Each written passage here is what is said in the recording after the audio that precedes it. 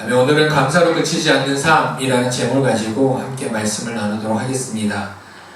무더운 여름, 특별히 8월 오늘 첫째 주입니다. 이제 휴가를 마치신 분들도 있고 휴가를 가시는 분들도 있고 참 휴가의 철이라고 하기도 하지요. 이때 무엇보다 우리가 함께 기도하는 건 어떻게 하면 시원하게 나 보낼 수 있을까? 그것도 있겠지만 우리가 아는 이들이 성도들이 또 휴가로 해서 오고 가는 발걸음들 또 안전하게 다녀오고 그 휴가의 시간들이 그냥 힘들고 지치는 시간들이 아니라 참 쉼을 얻고 돌아오는 그런 시간들 될 수 있도록 또 이곳에 있는 귀한 하나님의 백성들 모두가 다 이 더운 여름 너무너무나도 덥다고 매일매일 매 순간순간마다 예수님밖에 나오진 않지만 이런 상황들 속에서도 하나님께서 함께 하심으로 늘 쉼과 평안함을 얻는 모든 하나님의 귀한 백성들 다 되시기를 주님의 이름으로 축복합니다.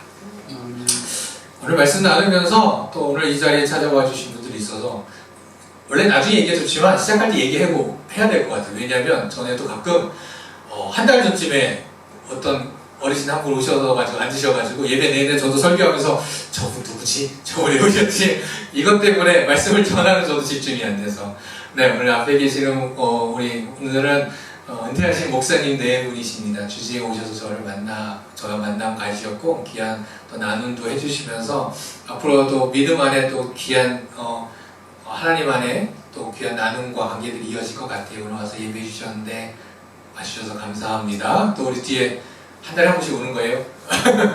지영자님 같이 왔어요. 모두 다 반가운 마음으로 다시 박수 환영합니다. 감사합니다. 네. 궁금해하지 말고 이제 말씀에만 집중하시면 됩니다.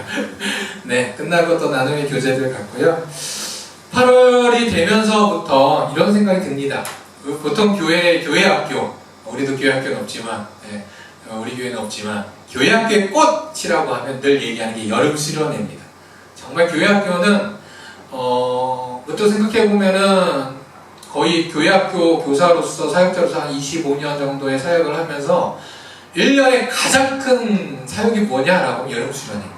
그래서 개인적으로도 여름 수련회 올해 끝나면 끝나자마자 돌아가는 길에 뭐 하는지 아십니까? 내년 여름 수련회 어떻게 하지를 고민하는 게 늘 교회 학교의 꽃과 같은 이 여름 수련회. 왜냐하면 이 여름 수련회를 통해서 올해 많은 아이들이 믿음의 시간들을 갖고 그로 인해서 그 믿음이 성장하는 모습들을 보기 때문이죠. 그럼 여름 수련회 얘기하는 건 그러면서 올해는 이제 개척하고 나서 교회 학교가 없잖아요. 여름 수련회 고민을 진짜 30년 만에 안 해본 그런 여름이지 않았나라고 생각하면서 지나온 여름 중에 제 기억에 남는 여름 수련회가 뭐가 있을까라고 1번으로 기억 남는 게 하나 있었습니다. 96년도 제가 대학교를 처음 들어갔던 대학교 1학년 때 갔던 CCC 여름 수련회였습니다. 그 여름 수련회는 몽산포 해수욕장, 요즘은 좋은 데서 하는데 당시에 몽산포 해수욕장 가서 각자 텐트 치고 4박 5일 동안 텐트에서 자면서 거기서 밥을 먹으면서 수련회를 했었습니다. 첫날 도착해서 텐트를 치고 우리의 공간을 마련해 두고 이제 수련회 장소로 가게 됐는데 해수욕장 많이 가보셔서 아시겠지만 특히 몽산포 해수욕장 가면 참 그 해수욕장 뒤편은 나무들이 빽빽하게 늘어서 있습니다. 그 빽빽한 나무 틈 사이에 텐트를 치고 있고 그 중간 공터에서 이제 수련회 장소, 예배 장소가 되는 거예요. 그래서 그날도 텐트를 다 치고 나서 동기들과 함께 친구들과 함께 그 빽빽한 나무 틈을 지나 수련회를 우리가 함께할 그 예배 장소에 딱 들어섰을 때 정말 잊지 못할 경험을 하나 했습니다. 나무를 거치고 가서 수련회 그 예배 장소 공터에 서자마자 기도를 했어요. 참 신기했어요. 저도 모르게 하나님께 기도하게 된 거예요. 하나님께 기도하면서 3가지 약속을 하나님께 드렸었습니다. 그때 3가지 약속은 뭐였냐면 내년에도 이 여름수련회 오겠습니다.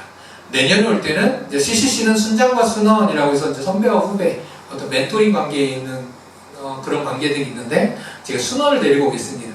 또 3번째는 당시 CCC 하면은 큰 것 중에 사역 중에 하나가 율동팀, 찬양 율동팀 사역이었어요. 그래서 내년에는 율동팀 서겠습니다. 근데 아무 생각이 없었어요. 이 수련회 올 때도 이거 가지고 기도했다거나 이걸 기대하는 마음도 아무것도 없었는데 그 장소에 도착하자마자 그곳에 서자마자 그냥 하나님 앞에 그 자리에 서서 기도를 하면서 이 3가지를 하나님 앞에 올려드렸던 기억이 납니다. 그러면서 나중에 그러고 나서 좀 시간이 지나서 근데 내가 왜 갑자기 그런 기도를 드렸지? 그런 마음을 하나님께 나아갔지? 라고 하면서 그때 제가 받았던 그 감격과 감동이 뭘까라고 생각을 해보게 됐어요. 근데 그때 제게 왔던, 즉 제 눈에 보였던 그 상황은 어떤 상황이었느냐? 1만 명의 사람들이 모여있는 수련회였다는 겁니다. 근데 단순히 1만 명, 10,000명, 어휴 좀 많네 이렇게 생각할 수 있는데 하나 더 나갑니다. 10,000명인데요, 다 저와 비슷했던 대학생들만 10,000명이라는 거의 대부분이. 근데 더 신기한 건 뭔지 아십니까? 그 10,000명의 대학생들인데 그 10,000명의 대학생들이 또 어떤 사람들이요? 교회 다니는 대학생들이에요. 근데 더 신기한 건 뭐냐? 교회 다니는 학생, 대학생임에도 불구하고 교회만 다니는 게 아니라 대학에 와서 공부만 하고 놀러 다니는 게 아니라 대학 와서 선교 훈련을 받고 그 CCC라는 그 선교단체 동아리, 결국 교제 동아리가 아니거든요. 선교단체 동아리로 들어간 대학생들 10,000명이 모였다라는 거예요. 지금도 그렇게 10,000명 넘게 지금도 모이고 있다. 요번에 여름수련회도 그랬었는데 그 장면을 보자마자 제 안에는 감동이 일어났습니다. 그냥 단순히 대학생들이 많아가 아니라 나와 같이 믿음을 가지고 학교 안에서 복음을 전하고자, 선교를 하고자, 하나님의 뜻을 전하고자 하는 저와 비슷한 또래의 사람들이 이렇게 많구나, 이렇게 하나님께서 세우셨고 이렇게 모으셨구나 라는 그러한 감동이 저로 하여금 자연스럽게 그런 믿음의 결단이 일어나게 하고 기도하게 하셨다는 거죠. 그리고 기도한 대로 그 다음에 또 그 기도한 대로 다 이루어졌습니다. 그래서 그 다음에는 어머니도 계시지만 어머니한테 너무 죄송하지만 당시로 방학이 보통 대학생들이 한 60일, 70일 되잖아요. 수련회만 9개를 다녀왔습니다. 수련회만 9개를 다녀오고 거의 3분의 2를 수련회만. 어떤 날은 아침에 집에 도착해서 빨래 놓고 다른 옷 가지고 저녁 때 수련회를 떠난 적도 있고 선교도 15일 떠나오고 하여튼 그 다음에는 그런 은혜 가지고 경험할 수 있는 모든 수련회, 다양한 수련회를 경험하고 섬기면서 또 그런 은혜에 받는 자리를 가졌었습니다. 그래서 오늘은 이 수련회를 이야기하면서 이때의 저의 감동과 믿음의 결단들을 보면서 오늘 한 사람을 소개하려고 합니다. 이 한 사람은 어떤 사람이냐? 그 사람 입장에서 보면 정말 최고의 복을 얻은 사람이고 약속받은 사람이었습니다.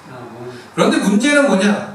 최고의 복을 받은 사람이고 약속을 받은 사람임에도 불구하고 그의 지금 상황은 최악의 상황이라는 거죠. 이 최악의 상황은 무슨 상황이냐? 자신을 죽이려는 사람이 있다라는 겁니다. 이 사람은 그랬어요. 그리고 그는 지금 아무것도 없고 가진 것도 없고 의지할 것도 없는 사람이었습니다. 제가 경험했던 그 수련회에서 10,000명을 바라보며 10,000명의 믿음의 대학생들을 바라보며 감동하고 했던 것과는 정말 그래도 그때는 저는 뭐 가진 것도 있고 했잖아요. 근데 이 사람은 가진 것도 없는 사람이었지만 그때 제가 받았던 감동과는 비교도 할 수 없는 감동의 자리에 초대받습니다. 그리고 그곳에서 그는 변화된 삶을 갖게 됩니다.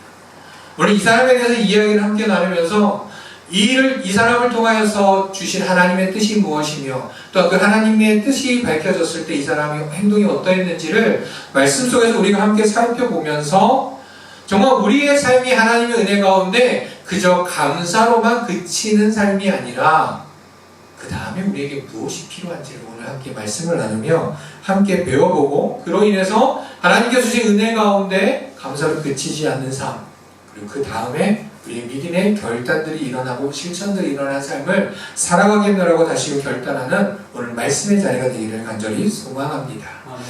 그래서 오늘 이 사람을 소개합니다. 우리 함께 예배드렸던 분들은 기억하십니까? 바로 이 가족의 이야기입니다. 오늘 소개하려는 사람 주인공은 바로 야곱이라는 사람입니다. 이 사진을 보면서 설명드렸던 건 실제 초상 아닙니다. 그냥 만들어낸 사진입니다. 이삭과 리브가 그리고 그의 자녀들 에서와 야곱, 바로 그 야곱에 대한 이야기입니다. 전에 우리가 에서와 야곱의 재회 이야기를 말씀을 한번 나누었던 적이 있습니다. 근데 오늘 본문은 시간을 좀 거슬러 올라가서 이제 야곱이 도망가는 상황 속에서 일어난 일입니다. 자, 그럼 왜 도망가게 됐는가? 우리 좀 간단하게 좀 이야기를 나눠보면 뭐 잘 알고 있는 이야기지만 잠시 한번 좀 다시 한번 좀 되새겨 봅니다. 이삭과 리브가의 쌍둥이였죠. 쌍둥이한 에서와 야곱이 있었습니다. 그리고 에서와 형이요, 야곱이 동생이었죠. 그러다 보니까 무엇이 있었느냐? 자연스럽게 그 집안의 장자는 누구요? 에서입니다. 즉 그렇기 때문에 더불어 장자의 복도 그가 받도록 되어 있었다라는 거죠. 근데 이 장자의 복을 받을 수 있게 됐다는 건 단순히 그 집안의 모든 유산은 장자가, 물론 요즘은 비율이 많이 똑같아졌다고 하지만 예전에도 좀 달랐잖아요. 근데 이때는 어떻겠습니까? 장자의 복이라는 건 마치 그 집안의 모든 유산을 그 장자가 받는다라는 어떤 그런 유한한 어떤 그런 재산의 문제가 아닙니다. 이 장자의 복은 바로 아버지로부터 축복을 받는 것인데, 그 복은 누구로부터 오는 것이냐? 하나님으로부터 오는 복이라는 거예요. 그거는 유한한 게 결코 아니라는 거죠. 그렇기 때문에 이 장자의 복은 너무너무나도 큰 겁니다. 그것을 이 에서가 받게 되었다는 거죠. 당연한 거였어요. 왜요? 에서가 형이니까, 장자니까.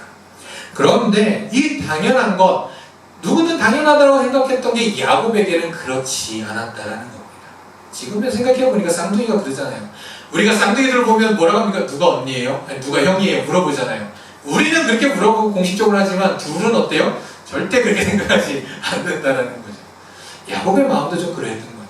아니, 형이라고는 하지만 저 에서와 나는 같은 날 같은 시에 태어났고 우리는 쌍둥이인데 왜 장자권을 저 에서가 가져가는가에 대한 마음이 그 안에도 조금씩 자라나고 있었다라는 겁니다. 그래서 어떻게 합니까? 결국에 팥죽 한 그릇에 에서는 장자권을 팔아버리게 됩니다. 그리고 그 장자권을 팔아버렸던 에서는 결국 장자가 받았어야 될 그 복을, 장자의 복을 빼앗겨 버리게 되지요. 자신을 속였고 아버지를 속였고 장자의 복을 빼앗아버린 그 야곱을 죽이겠다고 분노하는 에서 앞에 그의 부모님 이삭과 리브가는 야곱을 도망가게 합니다. 바로 고향으로, 또 엄마 리브가의 삼촌의 집으로, 오빠의 집으로 또 보내게 합니다. 자, 그리고 그렇게 도망의 길을 나서게 된 후 일어난 일이 바로 오늘 본문이라는 겁니다. 무슨 말이냐? 어찌되었든 야곱은 장자의 복을 자신이 가로챘습니다. 그 복은 너무나도 큰 복이요, 너무나도 최고의 복입니다. 그러나 형의 분노에 두려움을 느끼며 최악의 상황에 닥쳐진 야곱은 우리 낳게 집을 떠나 삼촌의 집으로, 엄마의 친정집으로 떠나게 됩니다. 근데 그 집이 옆 동네냐? 멀어요. 대중교통이 있으니까 그런 것도 없습니다. 그리고 뭐 제대로 준비해가지고 뭐 갔겠습니까? 그런 것도 없습니다. 우리 낳게 도망가며 혼자 걸어 길을 갔던 것이죠. 그리고 가는 길에 말 그대로 노숙도 하게 되었습니다. 오늘 보면 이제 가던 길에 해가 져서 노숙을 하게 됩니다. 길거리에 있었던 어떤 돌을 하나 베개 삼아놓고 그곳에 누워 잠이 듭니다. 그렇게 잠을 여는 꿈을 꾸게 되었죠. 그 꿈은 무엇이냐? 꿈에 보니 사닥다리가 하나 놓여져 있는데 그 사닥다리가 땅으로부터 서 있는데 어디까지? 하늘 저 끝까지, 구름에 가려 저 끝까지 끝이 보이지 않을 정도로 사닥다리가 놓여있는 것을 보게 됩니다. 그리고 그 위에 누군가 왔다 갔다 하는데 보니 누구요? 하나님의 사자들이 오르락내리락 합니다. 그리고 사닥다리 끝 저 하늘 위에 이 야곱이 눈을 들어보니 거기에 하나님이 계심을 보게 됩니다. 그리고 그곳에서 하나님의 음성이 들립니다. 그리고 그 상황 속 바로 이 야곱, 꿈이지만 두려움에 가득했던 그 야곱이었지만 그는 이 장면이 너무너무 환상적이고 감동이 되었겠죠. 그 안에서 하나님의 음성을 듣습니다. 그리고 하나님의 음성을 들고 깬 이후에 그의 고백은 이렇습니다. 하나님이라는 두려운 마음을 가지게 됐다라고 이야기합니다. 근데 우리는 우리말로 보면 두려움이라고 표현을 하는데 그것은 도망자로 있었던 야곱의 그 두려움과 다른 두려움이죠. 이 두려움은 하나님을 향한 두려움이요, 그건 경외의 향입니다. 하나님이 무서워, 하나님과 가까이 못 있겠어가 아니라 정말 하나님의 존재는 절대적이며 그 안에 갖게 되는 그 어마어마한 존경심, 존중심, 이거 단어로도 표현할 수 없는, 그래서 우리는 이를 경외하다라고 표현을 합니다. 그런 두려움이 가득했습니다. 그리고 야곱은 어떻게 했느냐? 아침 일찍이 눈을 떠서 자신이 배웠던 돌을 세웁니다. 그리고 세우고 그것에 기름을 붓고 그것을 하나님의 집, 바로 베델이라고 이름합니다. 예전에 이렇게 돌을 세우고 그것을 기념하는 곳은, 요즘 기념비가 참 많잖아요. 그렇게 기념하던 곳이 바로 이곳입니다. 자, 이렇게 도망치다가 길에 잠들었던 야곱이 꿈에서 하나님을 보았습니다. 꿈이었지만 단순한 꿈이 아닌 하나님께서 보여주신 야곱이 보신 환상이었습니다. 이 사닥다리 환상과 이 주님의 음성은, 또 그 음성 속 야곱이 하셨던 그 주님의 약속은 이 야곱에게 커다란 감동이 되었다라는 것입니다. 그전에는 형을 피해 그 두려움에 사로잡혔던 그였지만 이제 더 전혀 다른 두려움을 가지고 하나님을 경외하는 마음으로 나아갈 수 있는 걸음이 됐다라는 겁니다. 자, 이것이 오늘 본문의 말씀의 내용입니다. 오늘 말씀 속 우리는 세 가지를 함께 나누고자 합니다. 첫 번째는 무엇보다도 이 말씀을 통해서 우리는 하나님께서는 먼저 우리를 만나주시기도 하신다는 사실입니다. 자, 야곱이 도망가게 된 상황 속에서 이삭도 리브가 또 당사자인 야곱도 하나님 앞에 기도했다라고 아무 말도 나오지 않습니다. 그들은 그저 화난 분노한 에서를 피해서 야곱을 피난하게 할 뿐이었고 야곱은 도망갈 뿐이었습니다. 야곱이 유숙하기 전 하나님 앞에 뜨겁게 기도했다라고도 표현되지도 않습니다. 무슨 말입니까? 이삭도 리브가도 야곱도 하나님을 부르지 않았습니다. 도망가다 유숙하게 된 그는 하나님을 부르지 않았다는 사실이죠. 그러한 그가 지금 하나님을 찾으러 가는 것도 아니고 하나님을 의지하러 가는 것도 아니고 하나님을 만나러 가는 것도 아닙니다. 그저 부모님의 말을 듣고 도망가는 길이었을 뿐입니다. 그런데 그런 그였지만 하나님께서 그를 찾아와 주셨다는 사실입니다. 그를 만나주셨고 그에게 말씀하셨고 그에게 약속하셨죠. 물론 매일매일 하나님 앞에 기도하며 매 순간 하나님을 찾고 부르짖는 것은 우리 믿음의 본분입니다. 그것을 잊지 말아야 합니다. 그러나 때로는 하나님께서 먼저 우리를 찾아와 만나주시기도 하신다는 거죠. 그리고 그 하나님의 임재를 통하여 우리 안에 영적 감동이 생겨난다라는 겁니다. 주님은 우리를 사랑하십니다. 결코 우리를 버려두시지 않는다라는 사실이죠. 우리가 힘들고 어렵고 고통받고 두려움 가득할 때 하나님을 찾지 않는 그런 상황 속에서도 하나님은 그냥 바라만 보지 않으신다는 사실을 기억하시기 바랍니다. 하나님은 역사하셔서 우리와 함께 하시고 우리를 먼저 찾아와 만나주시기도 하신다는 사실입니다.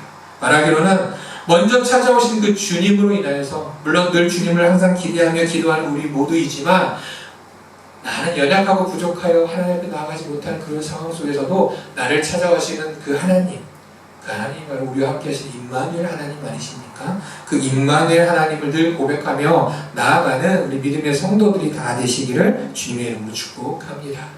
두 번째로는 하나님의 약속은 결국 우리를 변화시켜 주신다는 겁니다. 야곱을 먼저 찾아와 주시고 야곱을 만나 주신 하나님께서는 약속을 하십니다. 오늘 본문에서 이렇게 말합니다. 또 먼저 여호와께서 그 위에 서서 이르시되, 이제 하나님의 음성입니다. 나는 여호와니 너의 조부 아브라함의 하나님이요 이삭의 하나님이라. 그 다음에서 약속이 이어집니다. 네가 누워있는 땅을 내가 너와 내 자손에게 주리라.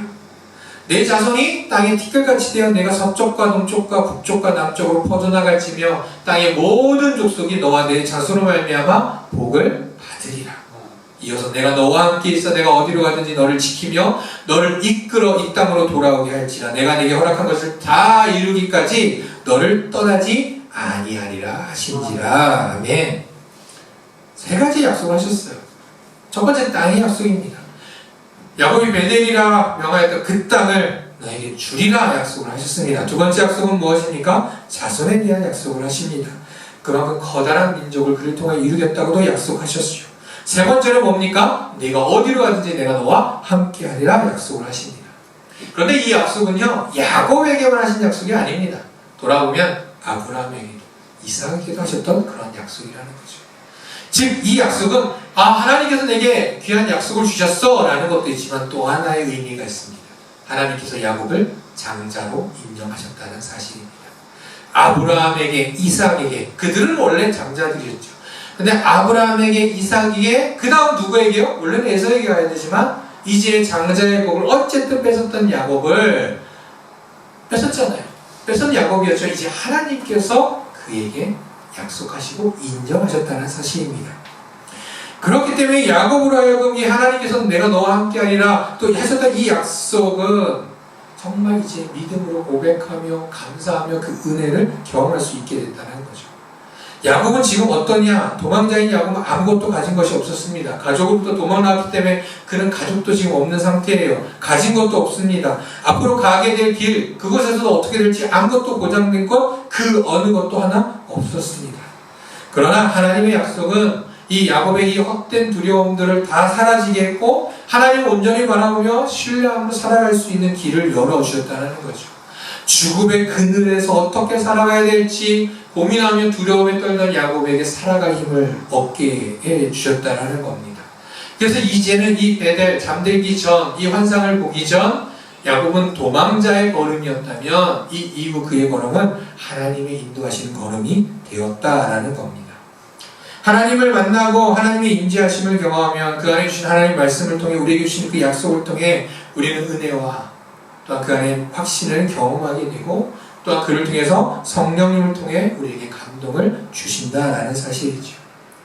하나님께서 우리에게 그 하나님의 신비와 섭리를 경험하게 하셨을 때 이전에도 말했듯이 세상의 말에 그냥 우연으로 그친다면 그것으로 끝나는 것이라고 되겠지만 또 그것은 감동이 되지 않겠지만 그러나 그 순간 임하신 그 하나님의 섭리를 고백하고 그로 인하여서 하나님께서 우리를 만나주시고 약속해 주신 것을 우리 믿음으로 고백할 때 우리 각 사람에게 난 너무 좋아라는 인간적인 그런 감정이 아니라 성령님의 감동을 주신다라는 사실입니다. 무엇보다도 우리의 예배에 거룩하게 드리는 이 주일 예배에 이런 감동이 매주마다 일어나기를 간절히 소망합니다. 매주 예배 자리마다 말씀을 전하고 찬양하고 기도하는 가운데 주님의 음성을 듣고 그 안에서 각자에게 하신 하나님의 그 약속을 듣고 그 음성을 듣고 그로 인하여 성령님의 감동이 이 야곱처럼 일어남으로 인해서 교회에 들어올 때 발걸음과 나갈 때 발걸음이 달라질 수 있는 아니 원칙으로는 들어올 때나 나갈 때나 똑같은 은혜의 발걸음이 되어야겠지만 어떤 때는 들어올 발걸음과 다른 나갈 때 발걸음, 은혜의 발걸음, 감동의 발걸음이 되는 우리 모두 그래서 세상이 주는 두려움이 아니라 하나님을 경외하는 마음으로 또한 이 성전을 나아가 삶의 자리에서 살아가는 우리 귀한 믿음의 성도들이 되시기를 주님의 이름으로 축복합니다. 세 번째로는 먼저 만나주시고 약속해 주신 그 하나님으로 인하여 우리의 믿음은 그저 감사로 그치지 않고 결단으로 이어져야 한다는 사실입니다. 감동을 받은 야곱은 일어나서 돌을 세우고 그것을 베델이라고 이름합니다. 하나님의 주신 그 환상들에 감사하였던 것이죠. 그리고 자신을 장자로 인정해 주신 것에도 감사했습니다. 그런데 그는 그것만으로 그치지 않습니다. 오늘 본문에 보니 야곱이 무엇을 하느냐? 서원을 합니다. 그저 야곱이 하나님께 감사합니다라고 기도한 게 아니라 서원, 맹세했다라는 겁니다. 물론 요즘은 맹세 약속하면 약속은 왜 해요? 안 지키려고 하는 게 약속이라고도 말을 합니다. 그러나 우리가 아는 대로 이 서원이라는 맹세란 무엇입니까? 내가 반드시 지키겠다. 앞서 말했던 그 수련회 갔을 때 제가 드렸던 그때 그 세 가지의 그 맹세가 그것을 지키기 위해서 1년 동안 또 그 믿음의 삶을 살아갔던 제 모습처럼 야곱도 하나님 앞에 그냥 기도하는 것이 아니라 하나님 앞에 서원합니다. 그리고 하나님의 세 가지 약속 마냥 자신도 하나님 앞에 세 가지를 서원합니다. 그것은 어떤 서원이냐? 첫 번째는 하나님만 섬기겠다라는 겁니다. 여호와 하나님이 나의 하나님이 되실 것입니다. 내가 여호와 하나님만을 섬기겠습니다. 결단합니다. 두 번째는 하나님 이 베델 이 하나님의 집으로 하나님께 예배하는 성소로 삼겠습니다라고 말합니다. 즉 하나님께 예배드림을 약속합니다. 세 번째는 자신의 것을 하나님께 드리는 11조를 하나님께 드리겠다 이야기합니다. 야곱은 바로 하나님께서 보여주신 그 환상과 그 약속의 감동에 그저 감사로만 그치지 않는 모습을 보였다라는 거죠. 이 은혜에 야곱은 하나님 앞에 서원했습니다. 믿음의 결단이죠. 그리고 그 결단대로 행하며 살아갑니다. 그렇습니다. 주님께서 우리의 기도를 당연히 들어주시지만 또 우리의 믿음의 결단도 들으시고 도와주신다는 사실입니다. 하나님의 임재와 하나님의 신비와 섭리 앞에 그저 감사합니다로 그치는 그런 믿음의 삶이 아니라 그것으로 인해서 내가 어떻게 살아가야 될지 하나님 앞에 결단의 기도를 드리는 것이 옳다라는 사실이죠. 그저 주일에 예배드리며 말씀을 듣기만 하고 찬양을 부르는 것 그것만으로도 다일까? 살아가는 삶 속에 임하신 하나님의 놀라운 섭리와 그 은혜, 신비에 감사하며 하나님 감사합니다 그것으로만 그치는 것이 옳을까? 우리는 그 다음 단계로 나아가야 합니다. 우리는 이전과 별반 다름없는 그런 삶을 살아가는 것이 아니라 정말 하나님을 찬양하는 삶 또한 그 안에서 그 하나님께 주신 마음을 가지고 믿음의 결단을 가지고 살아가는 삶이 되어야 한다는 거죠.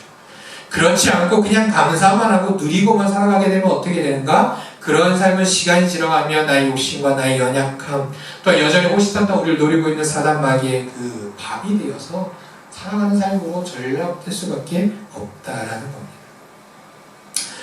무엇보다 우리가 살아가는 삶 속에서 하나님께서 하나님의 신비와 섭리를 우리에게 주시는 은혜와 감동도 있습니다.